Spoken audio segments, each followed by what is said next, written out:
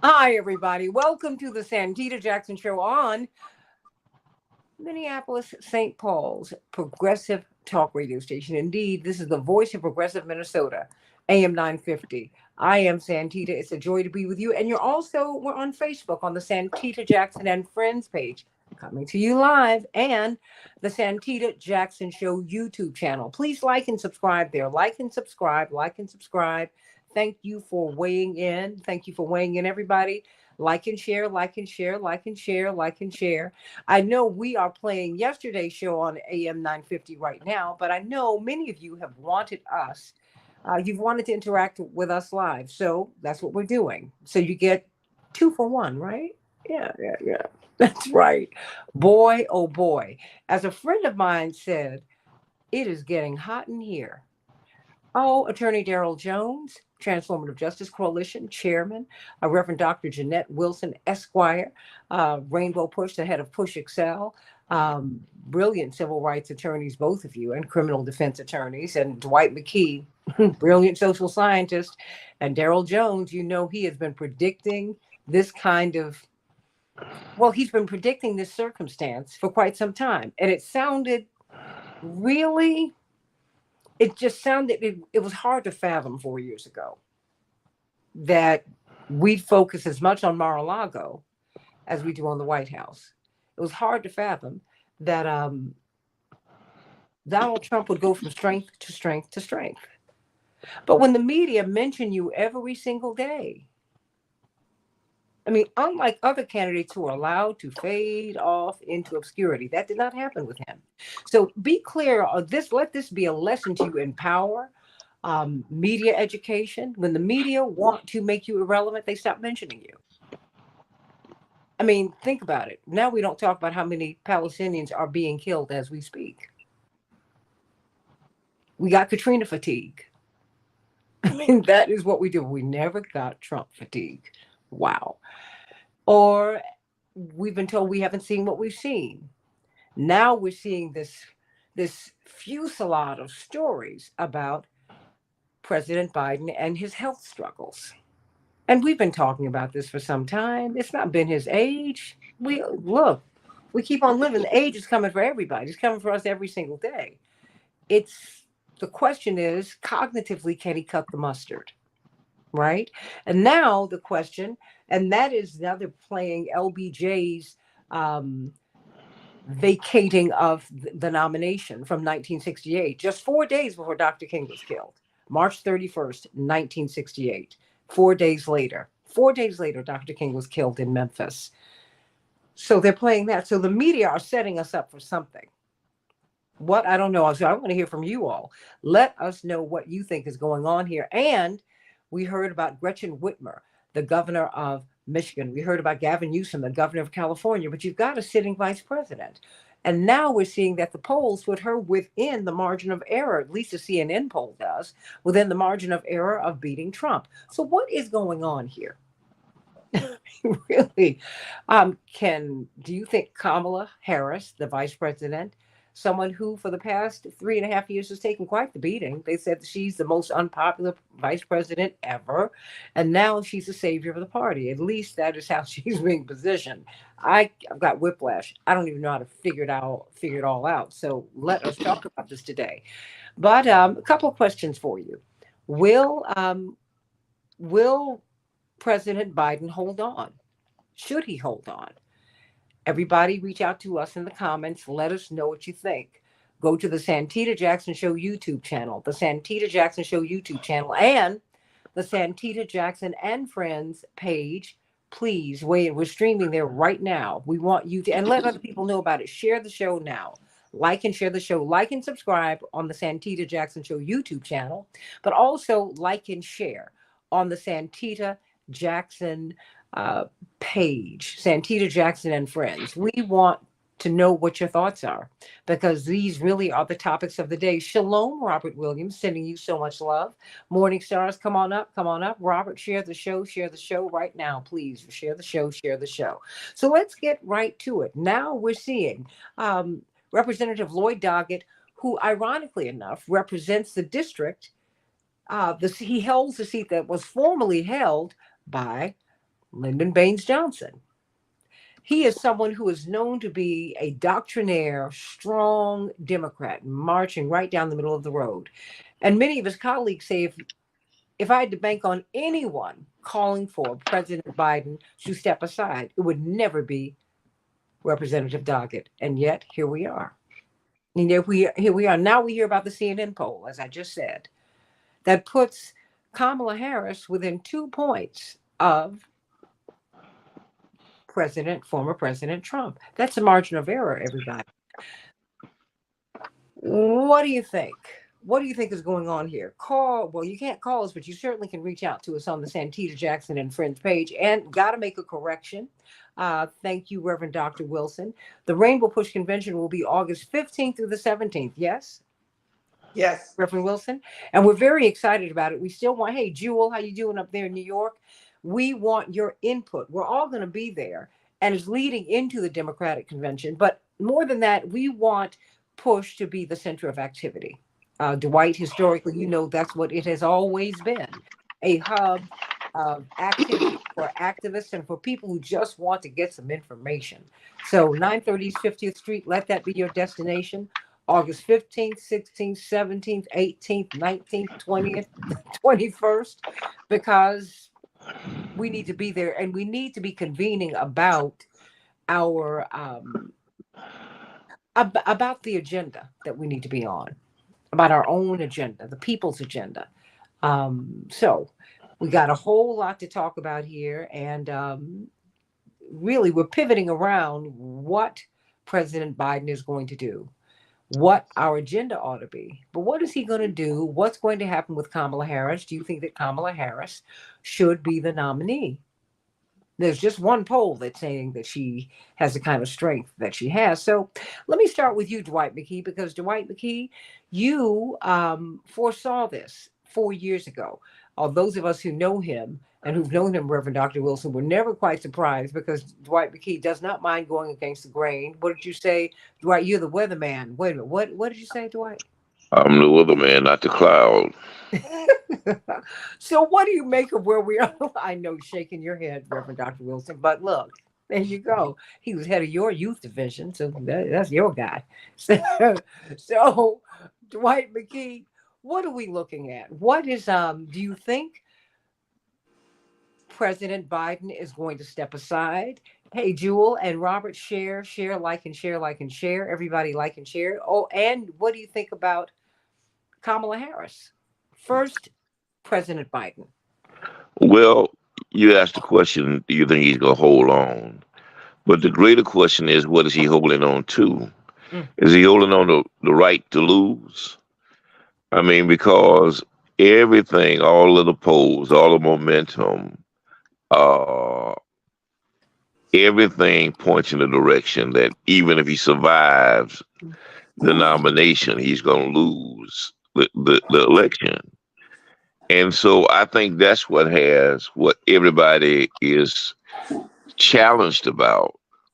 I mean, I think age is an issue probably for some. Popularity is an issue for some. The politics of it all is an issue for some. But I think the major problem that they're dealing with it, they've come to the conclusion that he cannot win. And most of this is a pretext to figure out how to get him out, to put somebody in who can win. And I think it's at a level of desperation because the stakes have been higher now than they were before. Trump was running for survival because they were out to get him and he was trying to save his standard of living. And they wanted to put him in jail. He knew it and he felt he'd become the president to help him deal with that. Well, now that role is reversed for the Democrats because if Trump wins, he had already told them that retribution is coming, that he is going to do to them what they have done to him. So now for them, it's also a matter of survival. So it's a level of desperation that exists that didn't exist before. That's why they are so frightened about what the Supreme Court has said is that he will have the right to go after them with impunity. Uh, how do they replace him? Well, that's when the politics get interesting. You're almost, if you do replace him, you're almost forced to replace him with Kamala. Uh, for a couple of reasons. One is the rumor is only she can have access to his money because she's on the ticket. But secondly, is right now she's the only one that can emerge as a viable candidate. How viable that is, who knows? That's up for discussion. But at least from these new polls, she's about the only one in the running. Now that be part of name recognition. That may be a factor that nobody else has emerged and nobody else is on the ticket. Somebody more popular may come out with that. But even if that's the case, they have to figure out the money. And the other thing is, given the ego of the Biden family, particularly the president's wife, is he willing to give up the ghost? Because so much of his self-concept and her self-concept is locked up in being the president and the first lady, is they may not be willing to let this get off this horse that he's been trying to ride for 40 years. So, I mean, and his delegates are his until he gives them up. And so this is going to be what's called, the old folks used to call, an unholy mess between the demonstrations on the outside and the chaos on the inside. We have never seen anything like what we're about to see. When you say we've never seen anything like what we're about to see, take us back to 1968 because you were a witness to that, and you were a witness to what has to we looking back. Reverend Dr. Wilson and Attorney Jones, an extraordinary week in American history, and an extraordinary which was leading into an extraordinary 6 weeks in the middle of really a decade that gave us a new republic, in which the apartheid was broken in America. It was. And blacks were granted their full rights. I mean, on Sunday, you have LBJ, March 31st, 1968. I will not accept, I will not seek, and I will not accept the nomination for the presidency. Boom. 4 days later, Dr. King is murdered, as he predicted he would be after he watched John F. Kennedy get murdered. 6 weeks after that, you have a man who was presumptively the nominee, who was gathering strength, Robert Kennedy. He's assassinated. And I mean, LBJ, I'm assuming Dwight stepped away because the war had become so unpopular. I mean, what is your understanding of why he stepped away? Because the war had become so unpopular and he had become so beaten down. And he also felt that Dr. King them had turned their back on him, that he had put everything on the line for Dr. King them, and they had turned their back on him. So he had no real, he didn't have a lot of natural allies left. But the big difference between now and 68 is in 68, he decided to give up the ghost. The president said, I'm not going to run, and you all work it out. And he understood that Kennedy was in the wings on his way. He was being stalked by Kennedy back then and figured like that was going to be a fight that he couldn't win. Now you have a president that there is no telling if he's willing to step off the ticket. And there's no clear favorite that in the bullpen warming up. And so you have a broker convention, but also you have a call for him to step down, but you're also dealing with his resistance in stepping down. But also you're dealing with, if he don't step down, chances are they're going to lose. And that's why we have to rethink our politics. Is that, do we go down with the ship, or do we try to cut a deal with the new king? I mean, how practical is our reality now? Do we become victimized by their fight, or do we try to come with a new paradigm for ourselves. I'd like to hear how I want to hear what everybody else. what everybody got to say on that. I mean, well, Daryl, because you're registering voters, you're also working in the Democratic space.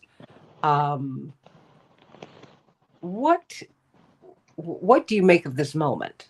What do you make of this moment? Do you think Biden will hold on? Do you think that he should? Now the New York Times has come out with an article. You're seeing the drumbeat now.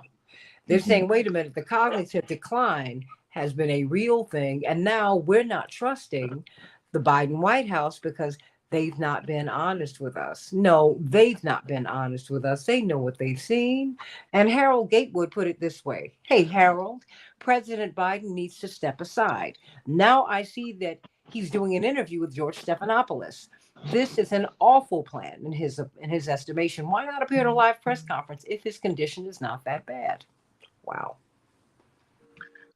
And Santita, you're right on point, because if you want to dispel any thought, any stories regarding to any cognitive decline, then get out and do a press conference. Let the press ask you the questions. Let them ask you the tough questions. And this time, unlike the debate, and a lot of people, I think may miss part of it. And the part I think that they're missing is that during that debate, they were not permitted to have notes with them. So they didn't have any of the props, anything to crutches, anything to lean on to try to prepare themselves. So when we heard people talking about him being over prepared, meaning that they tried to put as much stuff on him and in his mind as they could for him to remember, because he wasn't permitted to take notes to fall back on, to go and look at and be a guide, a prompt to any of the subjects and matters that were being raised. Now that doesn't excuse the language issues, the stammering and everything else that went on, but with regards to his preparation and his comfort and being able to have his crutch notes there, that's part of what plays into that, in my analysis. Now, I think that what's happening now, as you've indicated, is that it started with one little drummer, right, saying that he needs to step aside, their mental health issues, et cetera, the decline that's going on, brain issues, et cetera, that's going on. That's now grown, and it's going to continue to grow until it is either adequately addressed by President Biden to quell the concerns of voters and of American citizens, or in the alternative, it's going to get to the point where he gives in, and he tries to make something, cut something out, so that he can actually go ahead and relinquish the office to someone else to run for. I think that if we get to that point, though, when we start looking at President Biden and what he has done and what his presidency has meant, there is a line of thought that's there, right? It was President Biden that brought you Ketanji Brown Jackson, your first Black female woman Supreme Court justice. He also brought you Kamala Harris, the first Black vice president, first woman vice president.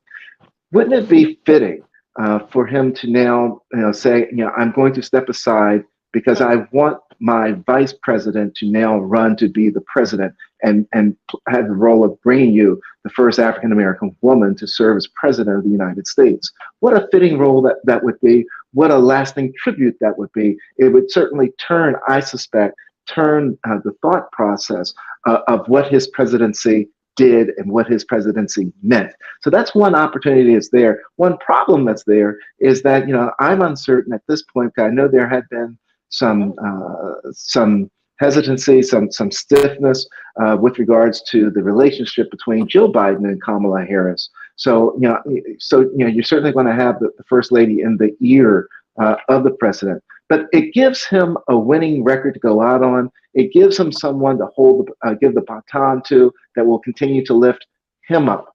And I say this, and I'm going to close on this point, because I've heard the talk with regards to my governor Westmore possibly being a person to be in there, or Gavin Newsom, or Richard Whitmer, all of those names. The American people elected Joe Biden and Kamala Harris. When they did that, they said, if something happens to Joe Biden, Kamala Harris is the person we want to replace him. This now is that opportunity. And I think that, I don't see and I don't believe that it's appropriate that we start talking about anyone to replace Joe Biden other than Kamala Harris. She's the one that he selected, and they're the people that the American people selected. So I think that, that would stand there. And let me just add this, because, she's a former prosecutor, as am I. I would love to see the former prosecutor, Kamala Harris, on a stage with former President Donald Trump. I would love that. Give me that setting any day, any day. And the lineup, the campaign, it's just ideal. You want to talk about a woman's right to choose. You want to talk about abortion access. Give me Kamala Harris at the top of that ticket, making that argument, Santita. Reverend Dr. Jeanette Wilson, because you're in the DMV, as we lovingly call it, the DC, Maryland, Virginia, which is unique, because that's really the seat of power. That's where, that's Washington. Reverend Dr. Wilson is in Chicago. And so even when you're talking about, and so is Dwight McKee, and we're in the Midwest. So while we're looking at reproductive rights, and certainly they are important, the migrant crisis in Chicago looms large. And with this Black progressive mayor, Brandon Johnson, who's a very dear friend of whom whom I support tremendously. Well, he's really had a hard way to go. And people and the Black community, I don't think that I'm overstating this, Reverend Dr. Wilson, the anger has continued to grow. It's just continued to grow. And so, what are we looking at? Because, I think that you can have the gender discussion about Kamala Harris going forward. And certainly that is important. As a Black woman, absolutely. But I know Black people have a lot of other things on their mind too, like groceries, rent. They're like, this is lovely, but that discussion is up here. I can't buy a chicken at the grocery store. Yeah, I'm no shade. I can't even buy canned fish. It's just too much money. So, Reverend Dr. Wilson, first, do you think that President Biden will stay on the ticket? Should he stay on the ticket? And then what about Kamala Harris? Well, I think several things. I think that we're in a season where the media is manipulating our view of even this presidential race. I am convinced that while they talk about Biden's illness and his ineffectiveness at the debate, at no point has the media really looked at Trump what he's saying, what he does, how he behaves. They're not dealing with it. We have the first time in history a convicted person running for the highest office in the land. And they don't talk about it. And so while I think, and both of the men are old, so it's not about age, it is about who the media is deciding should be the president of the United States. When the New York Times, and you know this better than I do, Santita, decides to say the call for the president to withdraw, that is unprecedented. And so I think that when the Heritage Foundation has been over the years moving through Trump, he's like the Manchurian candidate. They've been moving through him an agenda. He didn't write that agenda. He's best able to articulate it and fight for it. And so I think Trump is a manipulator of media. He's been doing it all of his life, particularly on The Apprentice. He's playing a role as Reagan did when he ran. Reagan was they used to say a C or B actor in the movies, but when he ran for president and became president, he was an A-list actor. Reagan, you remember, had to go to sleep to go to China. It took him 3 days to take a trip outside of the United States. And so we have to look at, why is this candidate Trump being projected in such a way? Are we being manipulated? Why isn't the media telling everybody's story? Why aren't we showcasing everything? And then on the Democratic side, I think Kamala has been marginalized. They didn't let her step up on any issues until recently. And abortion is not, as you say, the only issue that American women are looking at. They're not making a livable wage. They're not, they don't have access to health care as they should.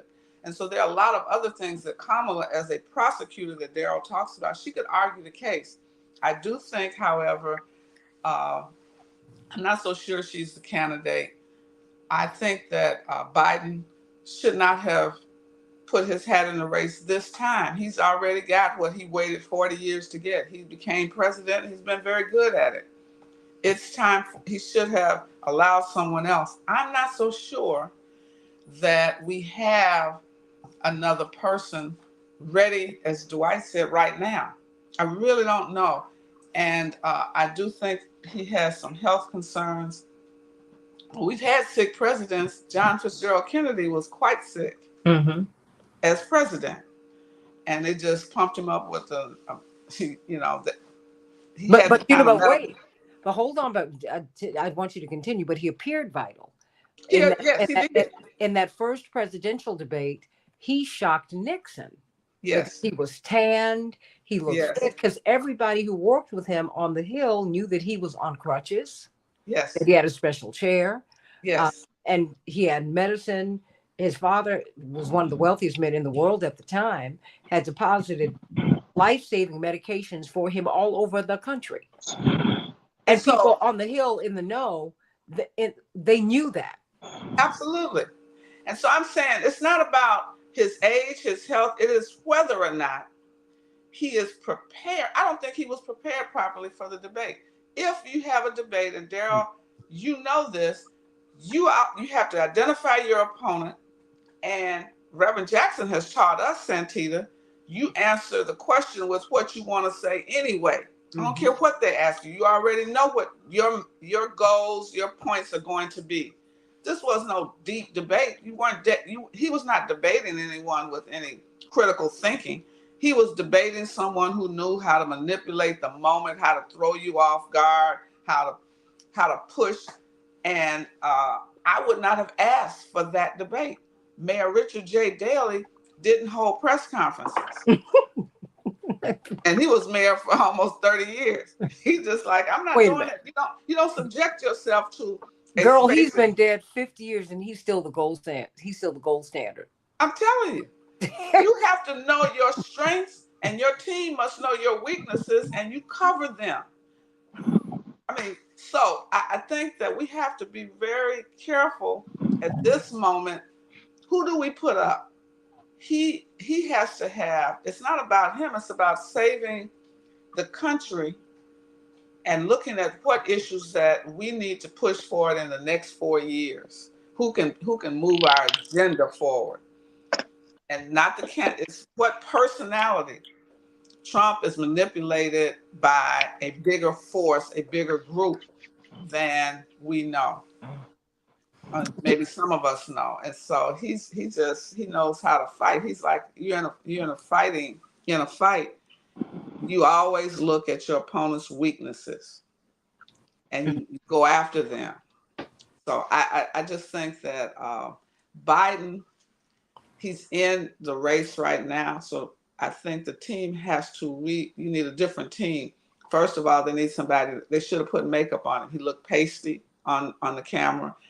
You have to make him look vibrant. They got enough tanning lotion. They could have colored him somewhat. He just looked like he was on his way out. But and they know how to mitigate that. And that's why the Daily Mail had a headline story, and now there are more stories that because of the concerns of his inner circle, that he might have been set up from the inside. Absolutely. I believe so. And I said, okay, that's interesting, because they said, they're calling it, Dwight McKee, Daryl Jones, and Reverend Dr. Wilson, a soft coup, because what your staff will always do. I'm very clear. I produce Reverend Jackson's nationally syndicated radio show, Keep Hope Alive.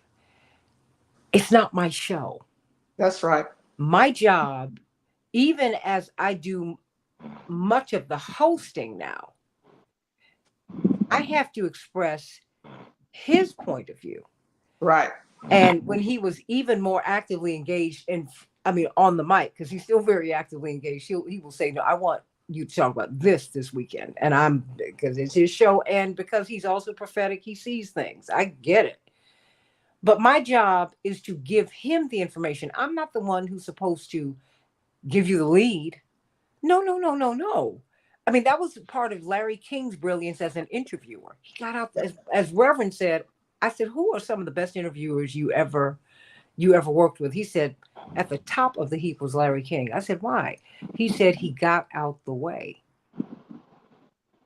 And that's what you're supposed to do. You're supposed to, and we know this as a support team, because if the golden cow falls, we're all doomed, right? I mean, and so let me ask about that. I mean, because he could have looked better, and so now I just think I'm with you, Reverend Wilson. It's disingenuous. It is. All of this hand wringing and this consternation that you see on the air, and we didn't know. That's not true. It's just like Bob Woodward had been told by Trump, who was freaked out. He said, there's this virus coming out of China. I don't know what it is. And while he's interviewing him for his book, because you got to sit down with him as a president, I don't know. He said, I don't know what it is. We're trying to figure it out, blah, blah, blah, blah, blah. And then he held on to that about COVID for months. For more than half a year, well, I had to release my book. Are you joking me? You leaked information that took down the president. You're not going to tell me about a virus out here that's killing people? That's right. I mean, and no one questioned him. He still has all of his credibility. And we have to start thinking more critically, Dwight. But let me let you respond to Chaparral. Now, you know Chaparral got something to say, and she's on a cruise. I believe she's on a cruise, but she is like, dude, this morning, I believe if Biden steps down, that he will only give his delegates to Hillary. She's been more visible and talking against Trump openly. She's the only one with nationwide name recognition that could pull off this kind of switch 2 months before the election. And of course, she had the rug pulled out from underneath her in 2020. No, excuse me, 2016. So I'm still a little warm about that. But can she leapfrog over Kamala? Let me start with you, Reverend Wilson, and then we're going to go over to Dwight and Daryl. I think absolutely. She's a stronger candidate. She has global history, and she has the understanding of the behind the scenes things that many of us don't know about. Kamala is new to this. I don't think she can galvanize. The major vote that she would have to galvanize would be women. And I don't think she has the pull for it. And when she speaks, she's always smiling at things that are not funny. She's nervous. And Hillary is mature and seasoned enough in this that she would be the wild card. I think if we're going to move him out of the way, it has to be someone that's strong enough to deal with the reality. She knows the backstory. So what would you do with then? How do you deal with a young, beautiful vice president who, while I think these are nervous tics, the giggling and all of that. They are. I wish they had worked with her on that. They should have managed her and handled her properly, but I don't think he has a good team in the White House at all. Really? The backroom team, they don't position either of them. Just like the colors that you wear are significant. You know this being on camera.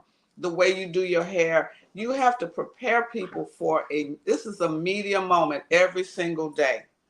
And you have to look like you're live at every moment, and they're not doing that. The preparation is not there. The support team.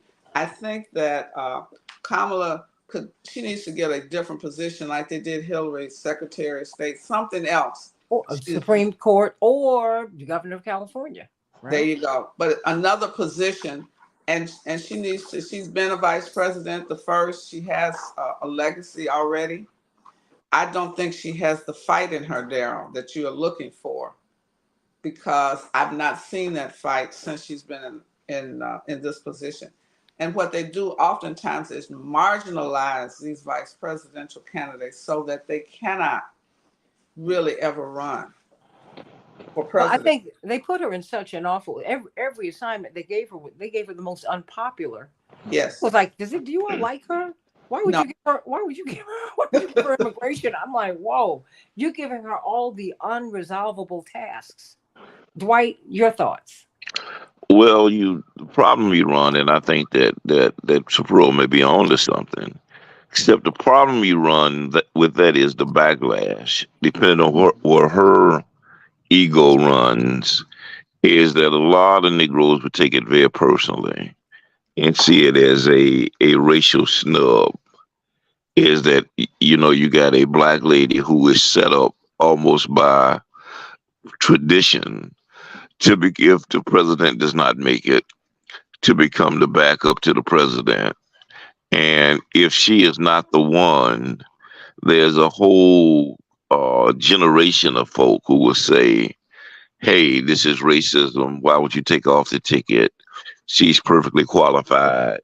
It puts, more of a quandary in the situation unless she takes the initiative again to say, I'm willing to take another position. I'm willing to be for the sake of the party. I'm willing to yield and become, another vice president nominee or a secretary of state.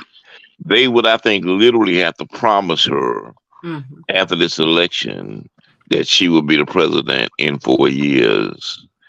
And that would probably be the only way that she would yield to the moment. Wow. I mean, Reverend Dr. Wilson, you just squeezed your eyes and shook your head. I mean, I guess you tell me. I mean, because what is it about her mean, if you will, MEN, her demeanor, her presentation that's off-putting? Because we don't feel that way about Elizabeth Warren. We don't feel that way about Mhm. Maxine Waters. We don't feel that way about Mhm. Hillary Clinton. I mean, these are women who. I think, Santita, all of those women you've named, there is this inner strength that they have and this inner fight. No matter what their position has been, they have a an inner fight for the good of the country. I think the difference is she doesn't have that fight. Do you She think she doesn't. doesn't have the fight, or she doesn't look like she has the fight? I don't think she has it because if you have it, you'll know it. I mean, it's Maxine has been Waters, Congresswoman Waters has been fighting all of her life. Oh my And, gosh, yeah. and so when she got a position, it didn't change the fight. It may have changed how she fought, but you can see within her as she speaks, it is always with that level of power. Kamala has had to fit in her mind.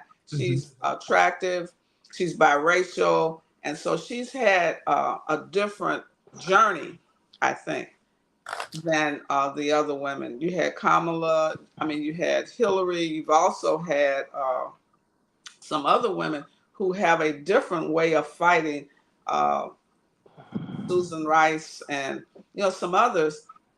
When you look at the lady that ran in Georgia for Oh, governor, Stacey Abrams, yeah. Stacey Abrams, Yeah. there's just some women that have it within their very gut that you don't have to give me a position. I'm going to fight in a position that I have for the good of my people. And I don't think Kamala has that. She's very talented. She's very Mhm. smart.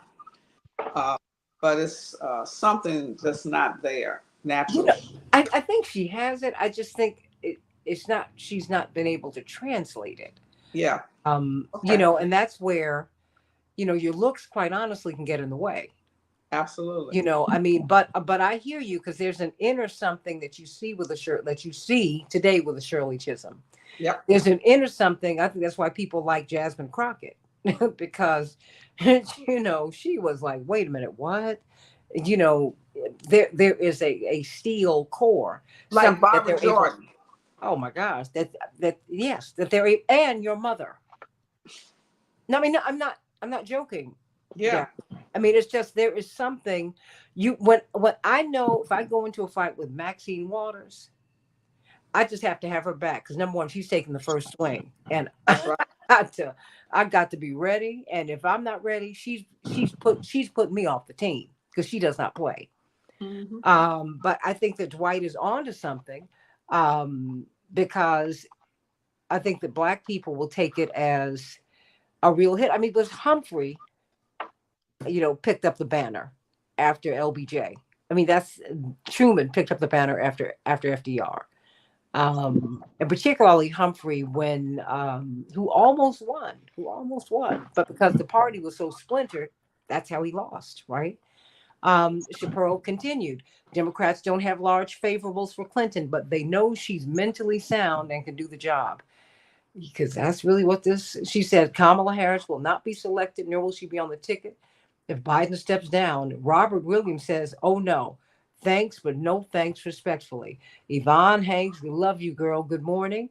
And Julie, you're not here late. You're right on time, my girl. Bernadette, how you doing? Kenneth, everybody like and share, like and share, like and share, like and share. Yvonne said, at this rate, anyone will do. For election's sake, I will postulate myself with Don Roberto as my wingman. She said, I'll do it. So somebody do something. Daryl Jones. So, well, I listened to all the conversation about Vice President Harris, and I've listened to, all the negatives as they've sort of been pointed out. None of the negatives that anyone has said has been a strong negative. It really has not. What you have in Vice President Harris is a very measured person, a very measured response to everything that she's dealing with. She's not going to be a Jasmine Crockett. She's not going to fly off the handle like that, and do all the antics that go along with that. Did she fly off the handle, or is Jasmine? Because I know Jasmine too, and she's a friend. All these people, I know them. So I went to school with Vice President Harris, so I've known her for a long time. Kind of looked over, because I was a pledge class ahead of her. Kind of looked over at her, and what someone I pledged, they were best friends and all that. So we go back. We have some history to fully disclose. Jasmine Crockett, I've known for a long time. Jasmine was not. She is. She has more of an edge. Right. Exactly. Right. Because for her, she was not playing. And Marjorie Taylor Greene, for her portion, she was not playing either. These are two sisters, and yes, I do say that as women, who will jump, or who would. The only thing that stopped them from jumping across that table was Jamie Raskin. they were ready to throw down. Yes, they were. Because that's who Marjorie Taylor's that girl too. Now, don't be fooled. No, I'm with you. And like yourself, I've known Jasmine for Congresswoman Crockett for a while. Congresswoman Crockett, right, for a while prior to her election. And she is who she is, right? I mean, she is going to answer you the way that she answered Marjorie Taylor Greene. I mean, she's going to keep it real like that. She's going to keep it 100. She's going to come at you like that. And it's, I'm not looking down on her approach. I'm saying that her approach and Vice President Harris's approach are two very different approaches to dealing with issues. That Vice President Harris comes from an approach, when she was Attorney General in California, when she was the District Attorney in San Francisco. She comes from an approach that's going to be a very measured approach. She's not going to, be one of those people that's up in your face and all that kind of stuff, but she's going to be in your face, and she's going to be strong, and she's going to stand on her position. And that's what I think she has continued to demonstrate, is that she stands on the position, that she's strong, and she goes forward. So she may not do all the answering, the antics, and the presentation that a Congresswoman Crockett might do, but she is going to stand and be that strong figure. And I think that one of the things we've got to look to, if you're looking for someone that's going to be potentially a Biden replacement, President Biden replacement, is the electability of the person. How do they connect to not to a particular segment of the population, but how do they connect to the independent voters? How do they connect? Can they win the South?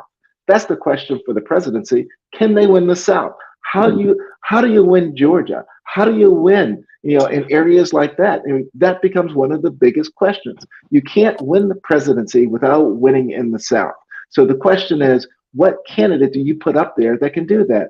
I don't think that Hillary Clinton is the answer. I don't. I think she's still going to have problems in Wisconsin and Pennsylvania, in the areas that she didn't visit. So during that election, that's going to continue to be a piece that's there. She's going to continue to be a divider when it comes to a lightning rod, when it comes to independent voters. Will there be any Republican crossovers for Hillary Clinton? Very few. So I think that one of the things that the Vice President Harris brings, she's going to bring also your young voters. She's going to bring, that progressive movement that comes along with her. I think all of that will come with her. I don't think that the young voters, the younger voters, the Gen Zs are going to necessarily flock to a Secretary Clinton or to many of the other candidates that are named. But I do think there's the potential for that to happen with a Vice President Harris running for presidency of the United States.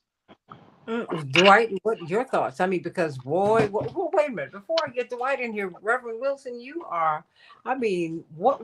I mean, because now Chaparral is saying that. I think she's aligning with you, Reverend Wilson, and you, Dwight. She said Kamala's popularity is at 36%, lower than Biden's. Mm-hmm. And Jewel says this is a tremendous panel, so she's tipping the hat to all of you. And so what do you think? I don't think Kamala has the charisma that is necessary. She can't win the South either, for that matter. And I first of all, she will be perceived as a Black woman, and running in the South is not her strength. At best, she gets the West Coast strong and some parts of the Midwest. I don't think that she has the kind of presentation. I was with her in Selma, and that was not a strong place for her, and it should have been. This is a base in the South that she could have really, but she doesn't bring it when she gets the platform, because it's not so much that she's measured. I think she is uncomfortable in these big people gatherings. She doesn't connect to the marginalized. I don't think she will generate the Gen Zers, really. She's not that young, and nobody that's running is going to be that young. You have to speak to their issues. And I do believe that Hillary might be the best candidate right for now. And I do think that the Democratic Party has to build a bench, and they have not done that. I grew up under when all of the presidents were old. So this old thing changed with John Fitzgerald Kennedy, and he had the image that we were looking for. His wife had the image of what they were talking about, but we've not had this big issue about age. They all been old, all of them that we can name, up until you get to Kennedy. I think and let me just remind everybody before I go, because we're in the last 6 minutes or so of this segment. We're going to be talking about this in the second hour. So everybody click the link to the second hour. I've sent that to you, Daryl, if you can join us. And you, of course, Reverend Wilson and Dwight McKee. Julie Slate said, what's scary is the amount of people who actually will vote for a third party candidate. And of course, you're the senior advisor to one of the third party candidates, Cornel West. And she said the USA is not only a two-party system. So what to do about this? Why don't you weigh in on what you've heard, Dwight? Well, I think you need another charismatic, aggressive, white man to go against Trump. I think that's the only way you're going to have an appeal to the South. I think racism is going to play a big role in this, particularly now that the president has all of this implied power. I think that if it's going to be a compromise, there has to be a compromise on the left for the Democratic Party, because in order to go after Trump, you're going to have to peel off some of his base and some of the independent bases. And so probably I think the best candidate would be Newsom. The issue, though, as Jeanette said, is all of the compromise and then all of the deals that have to be cut in order to secure him so the party does not self-destruct, which is what I also see as a possibility of the party just being just self-destructing. I think a third party candidate becomes viable to be able to negotiate the interests of the independents. I'm not sure there are enough Democrats ready to support a third party candidate for them to win, but their leverage certainly and their capacity to negotiate their positions certainly has increased because of all of the chaos in the Democratic Party. Uh, but I'm with Janetti is I don't think that Kamala has the charisma, and I think that her biggest challenge would be Hillary, and not just a challenge in terms of the nomination. I think Hillary will see her as a Johnny come lately and as an interloper, and would make it personally. And if they had to debate, I think Hillary would hold no punches to take her out. Well, don't discount third parties. Julie Slate said, I am not a Democrat. I am not a Republican. I am a third party, the Green Party. And laugh out loud. The people who vote for third party candidates, the press will say, blame them, because it is a free press and people give more power to the press than their own opinion. She's right. But, look, Ross Perot, John Anderson, we keep saying third parties. No. Now this duopoly has been broken. You might not want to believe it, but 44, according to Gallup, 44%, they put a cleave in the American political system. 27% are Democrats, 27% are Republicans, 44% are independent, whether they tilt toward the Democrats or the Republicans. We cannot discount. That's why by not having Robert Kennedy in the mix and Cornel West in the mix and Jill Stein in the mix, all you're doing is frustrating and angering, not you, but the system is frustrating and further angering Americans, because Americans feel we have two of the most unpopular candidates who are the presumptive nominees of the party. Now you have one who had, oh, God bless him, a disastrous debate last week. And now people are calling for him to get off. I mean, how they put him on that stage like that, I don't know, but somebody meant to do it, because I tell you what, they knew when he went out on that stage, he was in that condition. They knew that. And you don't just get into that condition. You don't. It's not, and it's never been the age. That's why that was always so offensive to me. I was like, it's not age. It's your health. He does not look, I've been saying this, this, Daryl. You know this, Reverend Wilson. You know this, Dwight. I've been saying, well, it's not his age. It's not. He doesn't look well. And even FDR knew. Franklin Delano Roosevelt knew. When he got up to that podium to speak, he had his sons holding him up. Because in a depression, not just an economic depression, but an emotional and spiritual depression, he knew that Americans needed to see him upright. That's right. It's just, I mean, every time someone wants to know they call me about my father, people who support and love him need to know that he's all right. As long as he's all right, I'm okay. He's in the fight. See, he can't recede into the background. When he comes out, he has to look well. I mean, and then people say, whew, I feel better. At least he's still here and he's fighting. That because our presidents, the people who represent us,